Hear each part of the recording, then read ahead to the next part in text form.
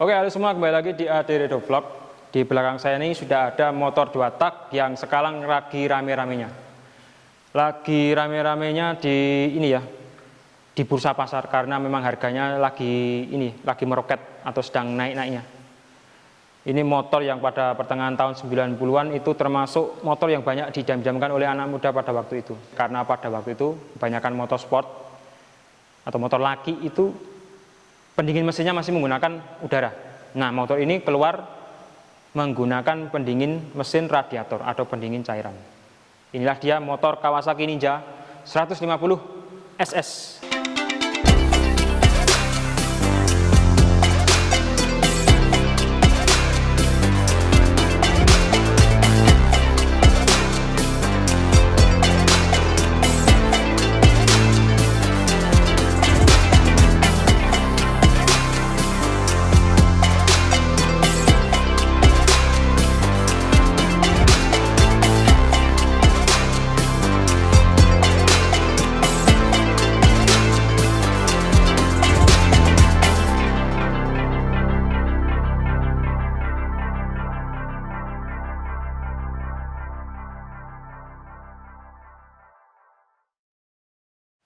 Untuk sejarah dari Kawasaki Ninja ini pada tahun 96 motor ini keluar pertama kali. Ini kalau di luar negeri, misalkan di Thailand atau di Malaysia, ini sebelum tahun 96 sebenarnya sudah keluar. Ini Kawasaki Victor. Basic mesinnya sama seperti ini.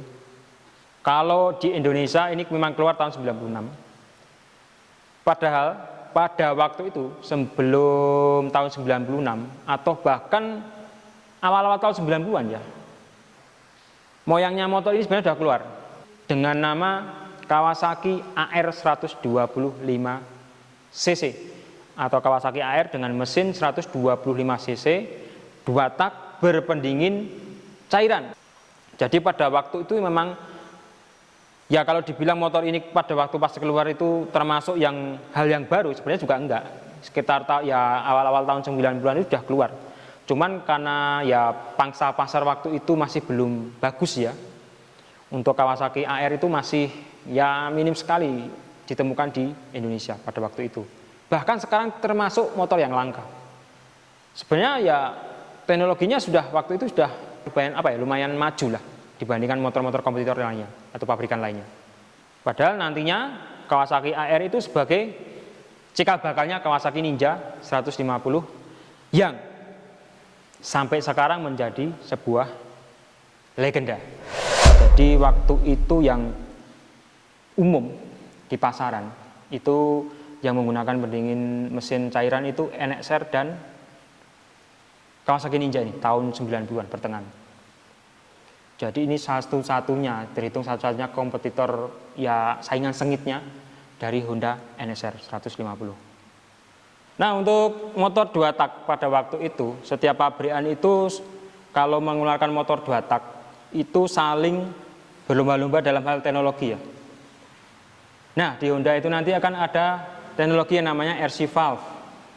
Kemudian di Yamaha itu nanti di Eric King sama RZR itu ada nanti yang namanya teknologi YASE atau Yamaha Energy Induction System. Kemudian di Suzuki RGR itu kan ada namanya SSS atau Triple S. Dan di Kawasaki ini pada waktu awal keluar itu ada KISS atau Kawasaki Integrated System.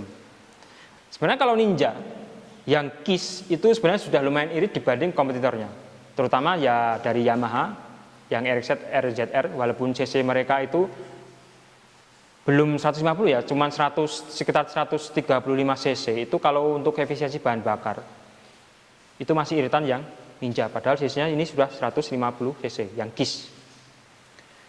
Apalagi yang RGR yang 150 cc itu terhitung 2 tak pada waktu itu yang paling boros kalau menurut saya. Ninja ini sendiri ini keluar tahun 96. Ini desainnya mirip seperti ini. Tapi pembedanya dibandingkan dengan versi yang ini ada pada ini, roda depan atau pelek depan itu masih menggunakan pelek jari-jari. Kemudian yang belakang juga jari-jari dan masih menggunakan pengereman yang model tromol. Setelah itu sekitar tahun 2002 Kawasaki mulai memasukkan, Kawasaki dan imported umum, ada dua, Kawasaki dan imported umum mulai memasukkan Kawasaki Ninja RR. Kemudian setelah tahun 2006 Kawasaki Motor Indonesia mulai merakit atau istilahnya mendatangkan part-part dari Thailand kemudian dirakit di dalam negeri atau istilahnya CKD.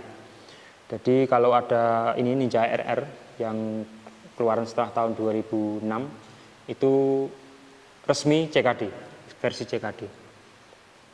Nah kalau untuk yang non fairing atau yang model naked kayak gini, ini sekitar tahun 2006 versi KIS-nya itu digantikan menjadi Super Gibbs. Tambahnya, setelah diganti Super Gibbs, nanti ada yang namanya fitur HSAS atau High Performance Secondary Air System. Itu fitur pelengkapnya dari Super Gibbs. Jadi kalau Super Gibbs itu kan nanti bekerja di putaran atas.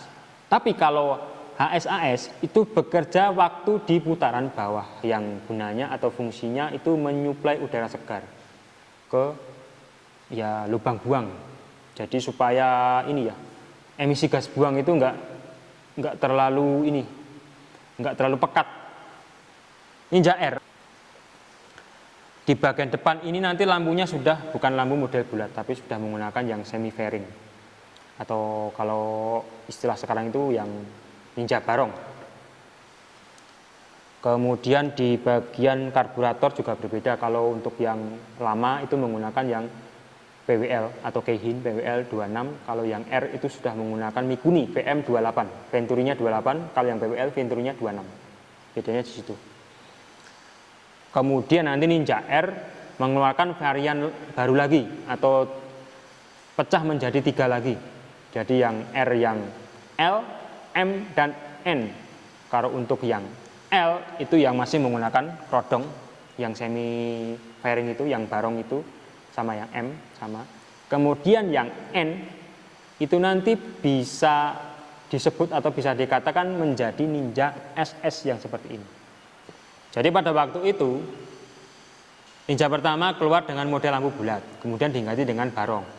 Kemudian barong masih dipertahankan tapi dikeluarkan lagi model lampu yang bulat lagi. Jadi bolak-balik gitu. Kemudian di bagian setang, itu kan yang Ninja pertama, yang S, keluaran pertama itu masih menggunakan setang yang model biasa. Jadi masih ada racernya gitu kan. Kalau yang SS ini sudah menggunakan yang jepit. Kebetulan ini setangnya sudah diganti atau dibalikin menjadi yang setang model pertama, Ninja keluaran pertama itu. Kalau menurut saya memang tampilannya enak enak dipandang yang stang yang menggunakan racer. Master rim depan ini sudah diganti dengan produk aftermarket merek RCB. Kemudian lampu depan itu sudah menggunakan diganti demaker, LED demaker. Untuk bagel belakang ini sudah menggunakan bagelnya Kawasaki RR, sudah diganti, bukan bawaannya ini. Terus ini juga untuk handle tuas rim sama kopling sudah diganti dengan aftermarket set sama ini master rim, jadi punyanya RCB. Di bagian knalpot ini sudah diganti dengan knalpot aftermarket keluaran dari BRT. Ini di bagian frame footstep-nya ini sudah diganti menggunakan aftermarket CNC, sudah ganti ini, bahannya aluminium. Pijakannya juga sudah diganti, sudah bukan bawaan lagi. Kebanyakan anak muda yang punya Ninja atau orang-orang yang punya Ninja bagian stop lamp ini diganti atau cover stop lamp ini, patoknya ini diganti atau dilubangin. Kemudian stop lamp diganti punyanya Kawasaki KZR. Karena kalau Kawasaki KZR itu kan stop lamp sama sen, lampu sen kiri kanan itu sudah satu paket, jadi tinggal slep gitu. Setelah menggunakan stop lamp yang punyanya Kawasaki KZR itu otomatis lampu sen yang terpasang di sini nggak dipakai lagi, jadi terlihat rapi.